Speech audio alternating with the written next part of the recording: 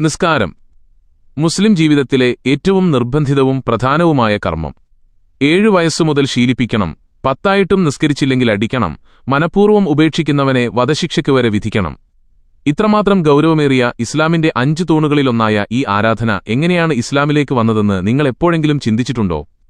ഇതിനു പിന്നിൽ അതിഭീകരമായ ഒരു കഥയുണ്ട്. ഇസ്രാ മിഅ്റാജ് എന്ന് നമ്മൾ കേട്ടുതഴമ്പിച്ച ആകാശയാത്രയുടെ കഥ. ശരിക്കും എന്താണ് ഈ ഇസ്രാ മിഅ്റാജ്? ഒരു മനുഷ്യൻ കഴുതപ്പുറത്ത് ആകാശത്തേക്ക് പറന്നു എന്ന് പറയുന്നത് കേവലമൊരു വിശ്വാസമാണോ, അതോ ലോജിക്ക് കൊണ്ട് അളക്കാൻ കഴിയാത്തൊരു തള്ളുകഥയാണോ? ഇതിന്റെ ചരിത്രവും വൈരുദ്ധ്യങ്ങളും ശാസ്ത്രീയമായ അസംബന്ധങ്ങളും ഓരോന്നായി നമുക്ക് പരിശോധിക്കാം. നമുക്ക് ഖുർആനിൽ നിന്ന് തന്നെ തുടങ്ങാം. ഖുർആനിലെ 17-ാം അധ്യായം അൽ ഇസ്രാ എന്നാണ് അറിയപ്പെടുന്നത്. അതിന്റെ 1-ാം വചനത്തിൽ പറയുന്നതിങ്ങനെയാണ്: തന്റെ ദാസനെ ഒരു രാത്രിയിൽ മസ്ജിദുൽ ഹറാമിൽ നിന്ന് മസ്ജിദുൽ അഖ്സയിലേക്ക് രാപ്രയാണം ചെയ്യിച്ചവൻ പരിശുദ്ധനാകുന്നു.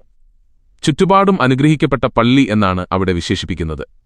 എന്നാൽ ഈ ഒരൊറ്റ വരിക്കപ്പുറം ആകാശയാത്രയെക്കുറിച്ചോ അവിടെ കണ്ട പ്രവാചകന്മാരെക്കുറിച്ചോ അല്ലാഹു നിസ്കാരം വിലപേശി വാങ്ങിയതിനെക്കുറിച്ചോ ഖുർആനിൽ ഒരക്ഷരമില്ല. ബാക്കിയുള്ള എല്ലാ പരിപാടികളും വരുന്നത് ഹദീസുകളിലൂടെയാണ്. ഈ ഹദീസുകളാവട്ടെ പരസ്പര വിരുദ്ധമായ കാര്യങ്ങളുടെ ഒരു വലിയ കൊട്ടാരമാണ്. ആദ്യം നമുക്ക് ആ ഭൂമിശാസ്ത്രമൊന്ന് പരിശോധിക്കാം. മുഹമ്മദ് നബി മക്കയിൽ നിന്ന് ജെറുസലേമിലെ മസ്ജിദുൽ അഖ്സയിലേക്ക് പോയി എന്നാണ് കഥ. ചരിത്രപരമായി നോക്കിയാൽ മുഹമ്മദ് നബി ജീവിച്ചിരുന്ന ആ കാലത്ത് ജെറുസലേമിൽ മസ്ജിദുൽ അഖ്സ എന്നൊരു പള്ളിയേയില്ല. സോളമൻ രാജാവ് നിർമ്മിച്ച ടെമ്പിൾ നൂറ്റാണ്ടുകൾക്ക് മുമ്പ് തന്നെ തകർക്കപ്പെട്ടിരുന്നു. മുഹമ്മദിന്റെ കാലത്ത് അവിടെ ഒരു വിലാപമതിലല്ലാതെ മറ്റൊരു കെട്ടിടവും ഉണ്ടായിരുന്നില്ല. ഖലീഫ ഉമറിന്റെ കാലത്താണ് പിന്നീട് അവിടെ മുസ്ലിങ്ങൾ ഒരു ആരാധനാലയം പണിയുന്നത്. അപ്പോൾ ഇല്ലാത്ത പള്ളിയിൽ കയറി മുഹമ്മദ് എങ്ങനെ നിസ്കരിച്ചു? അവിടെ ഏതു തൂണിലാണ് തന്റെ വാഹനമായ ബുറാഖിനെ കെട്ടിയിട്ടത്?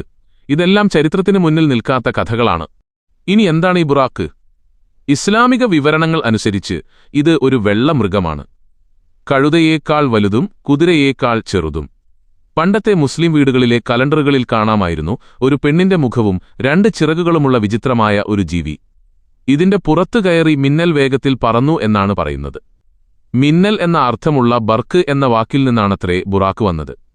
ജെറുസലേമിൽ എത്തിയ ശേഷം അവിടെ നിന്ന് ആകാശത്തേക്ക് കയറാൻ ഒരു കോണി പ്രത്യക്ഷപ്പെട്ടുവെന്നാണ് ചിലർ പറയുന്നത്. വേറെ ചില ഹദീസുകൾ പറയുന്നത് ജിബ്രീൽ കൈപിടിച്ച് അങ്ങ് ഉയർത്തി എന്നാണ്. ഏതാണ് വിശ്വസിക്കേണ്ടത്? ആകാശയാത്രയുടെ ഓരോ ഘട്ടത്തിലും ഓരോ പ്രവാചകന്മാരെ കണ്ടുമുട്ടുന്നുണ്ട്. 1-ാം ആകാശത്ത് ആദമിനെ, 2-ൽ ഈസയെയും യഹ്യയെയും, അങ്ങനെ 7 ആകാശങ്ങളിലും ഓരോ നബിമാരെയും കണ്ടുമുട്ടി. ഇവിടെ ഒരു കോമഡി എന്താണെന്ന് വെച്ചാൽ ഓരോ വാതിലിലും കാവൽക്കാരുണ്ട്. ജിബ്രീൽ വാതിൽക്കൽ ചെന്ന് മുട്ടുമ്പോൾ ഉള്ളിൽ നിന്ന് ചോദിക്കും, ആരാണിത്? ജിബ്രീൽ പറയും, ഇത് ജിബ്രീലാണ്. കൂടെ ആരാണെന്ന് ചോദിക്കുമ്പോൾ മുഹമ്മദ് ഉണ്ടെന്ന് പറയും. അവനെ വിളിച്ചിട്ടുണ്ടോ എന്ന് കാവൽക്കാരൻ ചോദിക്കുമ്പോൾ ഉണ്ടെന്ന് പറയണം. അപ്പോഴേ വാതിൽ തുറക്കൂ. സർവജ്ഞാനിയായ അല്ലാഹുവിന്റെ ലോകത്ത് ജിബ്രീലിനെയും മുഹമ്മദിനെയും തിരിച്ചറിയാത്ത കാവൽക്കാരോ? ഇതെല്ലാം ഏതോ പഴയകാലത്തെ രാജകൊട്ടാരങ്ങളിലെ സെക്യൂരിറ്റി ചെക്കിംഗ് പോലെ തോന്നുന്നില്ലേ? അവസാനം മുഹമ്മദ് അല്ലാഹുവിന്റെ അടുത്തെത്തുന്നു. അല്ലാഹു ആദ്യം നൽകുന്നത് 50 നേരത്തെ നിസ്കാരമാണ്. സന്തോഷത്തോടെ അത് വാങ്ങി മടങ്ങിവരുന്ന മുഹമ്മദിനെ 6-ാം ആകാശത്ത് വെച്ച് മൂസാ നബി തടഞ്ഞു നിർത്തുന്നു. മൂസ ചോദിച്ചു, എന്താ കിട്ടിയത്? മുഹമ്മദ് പറഞ്ഞു, 50 നേരത്തെ നിസ്കാരം. മൂസ ഉടനെ ചിരിച്ചുകൊണ്ട് പറഞ്ഞു, എടാ മോനെ, ഇത് നിന്റെ ആൾക്കാർക്ക് പറ്റിയ പണിയല്ല. എനിക്ക് ഇസ്രായേൽ മക്കളെ വെച്ച് നല്ല പരിചയമുണ്ട്. നീ ചെന്ന് കുറയ്ക്കാൻ പറ. മുഹമ്മദ് തിരിച്ചുപോയി അല്ലാഹുവിനോട് അപേക്ഷിച്ചു. 10 കുറച്ചു. ഇങ്ങനെ പലതവണ കയറിയിറങ്ങി അവസാനം 5 നേരമാക്കി. മൂസ അപ്പോഴും പറയുന്നുണ്ട്, ഇത് 5ഉം അവർക്ക് ബുദ്ധിമുട്ടാകും, ഇനിയും കുറയ്ക്കാൻ ചോദിക്കൂ എന്ന്. പക്ഷെ മുഹമ്മദ് നബിക്ക് ലജ്ജ തോന്നി. ഇനി പോകാൻ എനിക്ക് വയ്യ എന്ന് പറഞ്ഞ് ആ 5 നിസ്കാരവുമായി പോന്നു. ചിന്തിച്ചു നോക്കൂ, അല്ലാഹുവിനറിയില്ലേ തന്റെ സൃഷ്ടികൾക്ക് എത്ര നേരം നിസ്കരിക്കാൻ കഴിയുമെന്ന്? അവിടെ മൂസാനബി വന്നില്ലായിരുന്നെങ്കിൽ മുസ്ലിങ്ങൾ രാത്രിയും പകലും നിസ്കരിച്ചു തന്നെ തീരേണ്ടി വന്നേനെ. അല്ലാഹുവിനേക്കാൾ പ്രായോഗിക ബുദ്ധിയുള്ള ആളാണോ മൂസ?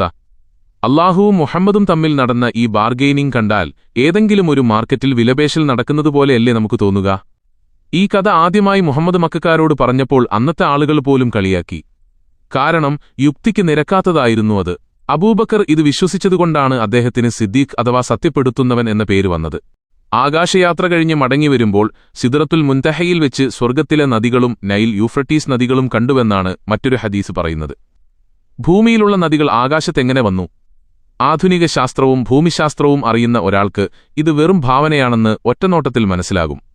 യഥാർത്ഥത്തിൽ മുഹമ്മദാണോ ആദ്യമായി ആകാശത്തേക്ക് പോയത്? അല്ല എന്നതാണ് സത്യം. ബൈബിളിലെ ഏനോക്ക്, ഏലിയ എന്നിവരും ഇത്തരത്തിൽ ആകാശയാത്ര നടത്തിയവരാണ്. ഏനോക്ക് 7 ആകാശങ്ങൾ കടന്ന് ദൈവത്തെ കണ്ട കഥ ജൂത പാരമ്പര്യത്തിൽ നിലവിലുണ്ട്. ഏലിയ ഒരു തീപ്പൊരി രഥത്തിൽ സ്വർഗ്ഗത്തിലേക്ക് പോയതായി ബൈബിൾ പറയുന്നു. യേശുക്രിസ്തു ആകാശത്തേക്ക് ഉയർത്തപ്പെട്ടതും നമുക്കറിയാം. അപ്പോൾ നിലവിലുണ്ടായിരുന്ന മറ്റു മതങ്ങളിലെ ഇത്തരം അമാനുഷിക കഥകളോട് മത്സരിക്കാൻ, അല്ലെങ്കിൽ ആ ഒരു ശൈലി നിലനിർത്താൻ വേണ്ടി പിൽക്കാലത്ത് നിർമ്മിക്കപ്പെട്ടതോ അല്ലെങ്കിൽ മുഹമ്മദ് തന്നെ രൂപപ്പെടുത്തിയതോ ആയ ഒന്നാണ് ഈ ഇസ്രാ മിഅ്റാജ് എന്ന് വ്യക്തം. ഖുർആനിൽ പോലും നിസ്കാരം എങ്ങനെ നിർവഹിക്കണം, എത്ര നേരമാണ് എന്നൊന്നും കൃത്യമായിട്ടില്ല. അതുകൊണ്ടാണ് ഇസ്ലാമിലെ ചില വിഭാഗങ്ങൾ 3 നേരം നിസ്കാരം മതിയെന്ന് വാദിക്കുന്നത്. ഈയൊരു കഥയാണ് ഇസ്ലാമിലെ ഏറ്റവും വലിയ ആരാധനയുടെ അടിസ്ഥാനം. ആകാശത്തുനിന്ന് വാങ്ങിക്കൊണ്ടുവന്ന ആ 5 നിസ്കാരത്തിന്റെ കഥ ചരിത്രത്തിന്റെയും ശാസ്ത്രത്തിന്റെയും കണ്ണടയിലൂടെ നോക്കിയാൽ വെറും മനോഹരമായ ഒരു നാടോടിക്കഥയായി മാത്രമേ കാണാൻ കഴിയൂ. വിവരമുള്ള മനുഷ്യർക്ക് ചിന്തിക്കാൻ ഒരുപാടുള്ള ഒരു വിഷയമാണിത്. നിങ്ങളുടെ അഭിപ്രായങ്ങൾ താഴെ കമന്റ് ചെയ്യുക. മറ്റൊരു വിഷയവുമായി വീണ്ടും കാണാം. നന്ദി.